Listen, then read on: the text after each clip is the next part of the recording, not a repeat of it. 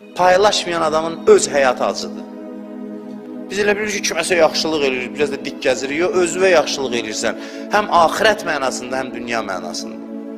Qazan, çox qazan, xərclə, gör həyat onda şirindir, yoxsa yığ üst-üstə əllədi, cəməə, malən və əddədə. Allah deyir, belə adamlar var. Yığır, sayır, qoyur seyfə. Bir ay keçir, yenə sayır, qoyur seyfə. Bunun həyatı şirindir səncə? Vallahi şirin deyil. Bunun həyatı şirin deyil, bu çox acı həyata sahibdir. Özünə zərbə vurur. Sənin xoşbəxtliyin, ləzzətin üçün deyir ki, qüdrətli ol, qazan, əsir olma, paylaş, ver və ləzzət al. Həyat gör onda nədir? Lən tənəlül bir hətta tunfiqu mimmə tuhibbun. Heç bir xoşbəxtliyə, yaxşılığa çatmazsınız, əlinizdə olan sevdiyiniz şeyləri verməyənə qədər. İşlədib gözdən düşəndən sonra, apar bunu ver kasıba.